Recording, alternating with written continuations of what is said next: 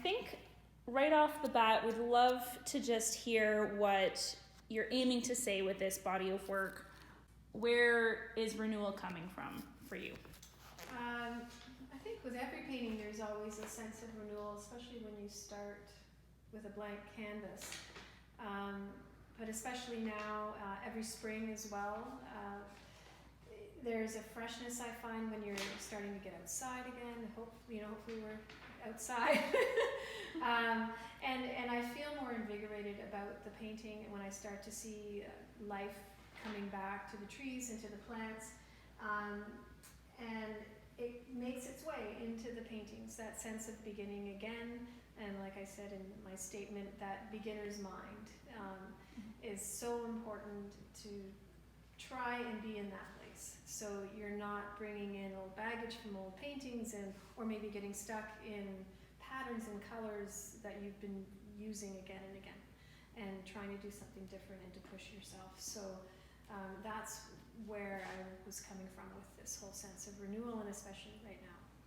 I think it's important that we start looking forward and trying to be more positive about what's, when we come out of this. And we will, eventually. We will, absolutely. Yeah, it's important to stay positive and know that this is just one of the many things happening, but it will change and evolve, and we'll change and evolve with it. And it will affect things. It'll affect everybody as it is right now, and it'll affect the artistic practice, and I can see that, as we were saying, with the later pieces that I've done for the collection, some of them start to get a little bit darker, whereas the ones that I did at the beginning are perhaps maybe a little bit brighter, but I'm conscious of it, but don't want to control it necessarily. Can you talk a bit more about how the current kind of social and health climate has influenced your work? I don't know if there's any pieces in particular you'd like to speak to.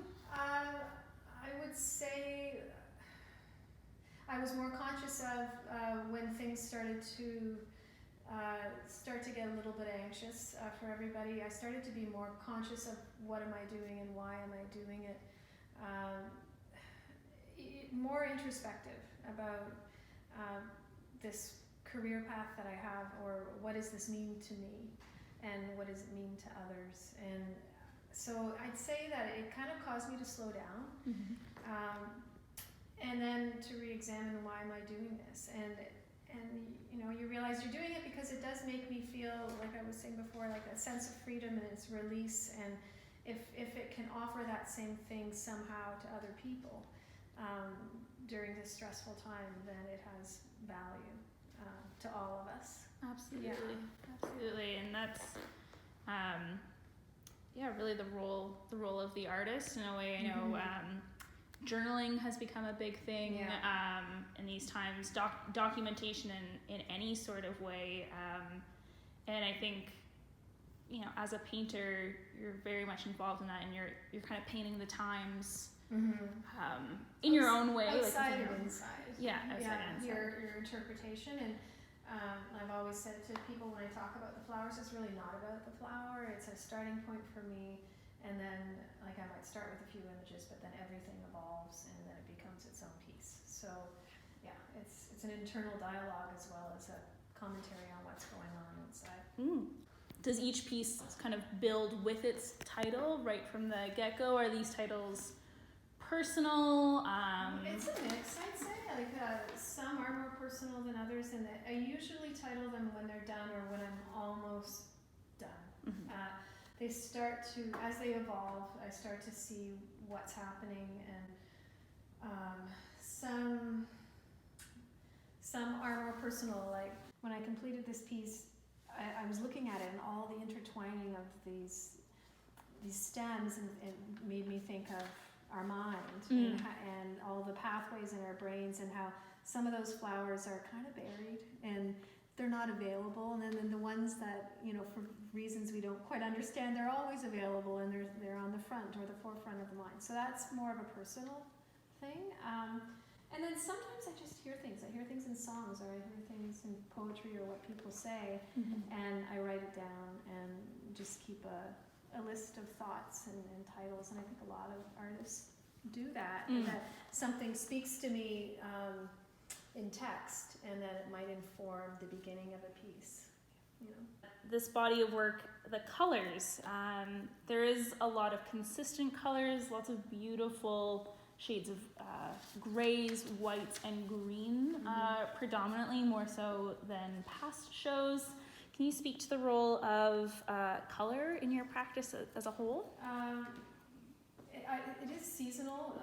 I find it comes springtime, I start to get more exuberant with color, and they tend to get hotter. I find I'll have a cooler palette at times during the winter months. I'm really in this green phase right now. I remember being in a pink phase a couple of years ago, and I don't really think about that too much. I just go with it, just because it makes me happy to work with it, and it kind of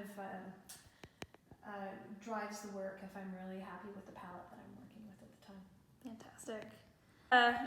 As we were saying, times are always changing, and art is just as important now, if not more so than ever. What is one thing you would want to say to your fellow artists, or say maybe about the artistic community right now? I would say keep painting. I found a couple weeks ago my motivation was kind of low, but I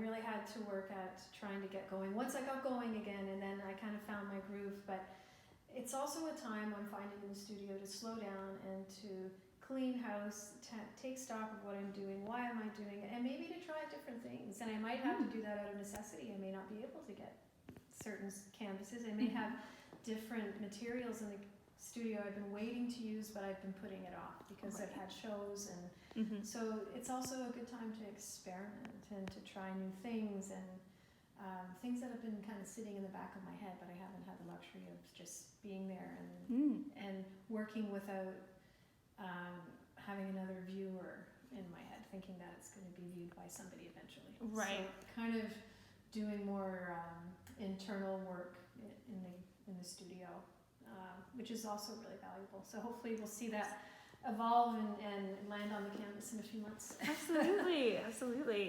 Were there any big influences for this show or your body of work recently?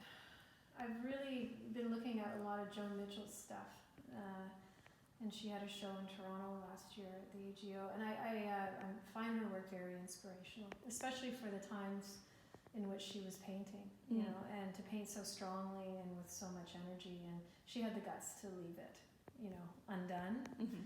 So that's something that I'd like to work towards. And there are other more contemporary painters.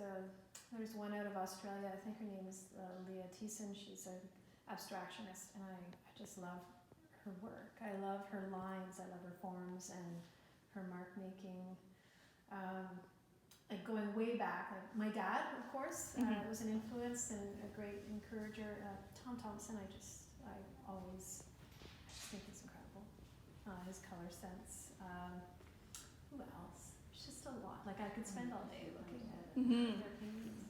But a lot. It's a mix of old and new.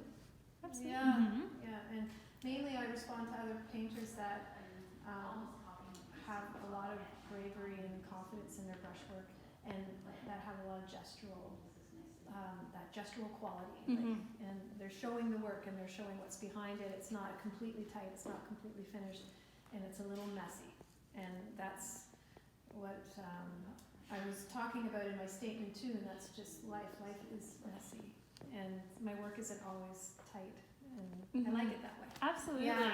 Yeah, so it's really it is kind of me on the canvas, just, you know, and some days it's easy and sometimes it's hard. Yeah, I would say that's one thing I'm really loving about this show is just the scale of the gesture, so much big beautiful architecture and shape, especially coming from the leaves or the greenery, and just these kind of bigger swaths of shapeliness coming across all of these pieces is really nice. Yeah, less tight, not so much the vases themselves are, you know, again, kind of continuing to devolve in a way, and that's really very fun. That's a good way of putting it, is devolve, because I used to use tape, and now I don't use anything, and I would really like to start having the vases almost blend in a bit more. Yeah. I love doing stems because I find that linear line really balances a lot of the organic energy on top, but I really want to work with that concept of the vases kind of just becoming part of the background. I love this piece here. This is probably one of my personal favorites from the show. Yeah, I love almost like this hazy mist of emerald green on the top. That's an oil bar. So it's a mix, and I add it on top of the acrylic. You know, it wouldn't be really wise to work with it underneath the acrylic, but I'll put the oil bar on top, and then with the blending stick, you can kind of just smush it in. It's like working with a mushy banana, and blend it a little more. This one, fully formed, I think I started out thinking it would be a vase, and then it became, it just kept kind of expanding, and I'm really pleased with this one. Just with these, I don't know if people would even see it, but this really makes me happy, like just these odd shapes. Yeah, absolutely. It's not the full flower, it's flat. And like when I was studying art, I always loved like the Japanese printmaking, like the flatness of it. So it's an intentional thing sometimes to have not necessarily a lot of depth, but just that nice broad chunk of color. And this one, I think I saw an arrangement, and I really loved that dark plum and that olive green and how they balanced each other out. So sometimes what I'm driven by is more of the tonal qualities of color and how they work together and what they can do for each other. That's a lot of what I'm doing too, is just examining that whole process. You know, what happens if I put this next to that? You know, and then the personality of the piece changes. I have been missing, like in some of my older collections, you were saying I had a lot of this teal color. Yes, we're looking at good intentions here. Yeah, and I hadn't worked with it in a while, and I just wanted to revisit using it, you know, and kind of think, well, what was I drawn to all the time? And using that, and I thought, well, I'll work with it again and see how it makes me feel. And it is a very happy color. It is. Yeah, absolutely. And then almost kind of nostalgic too. Yeah. And this one, Synthesis, is the last piece. Yes. And I really love Payne's Gray. It's kind of like this almost black gray. And I love how everything pops on Payne's Gray and Prussian blue. So I just had this desire to have a really dark background and a super saturated foreground. Absolutely. And you get that pop without a lot of delineation too. And it has that kind of mosaic quality. Yeah. And the graphic nature of plants is something I respond to. So absolutely. I think that's it. That was a wonderful interview. Thank you so much, thank Nicole. you. So good to see the pieces out of the studio onto the walls, and we're so excited to share this collection with all of your fans. Thank you so much, and it looks so nice in here instead of my dirty studio. Excellent. Well, thank you so much. Thanks, Erin. Thank you for watching the exhibition walkthrough of Nicole Allen's Renewal and listening to our interview with the artist. Up next, keep listening to hear the stories and inspiration behind each piece in the Renewal collection. Any and all questions about the show can be directed to info@wallspacegallery.ca.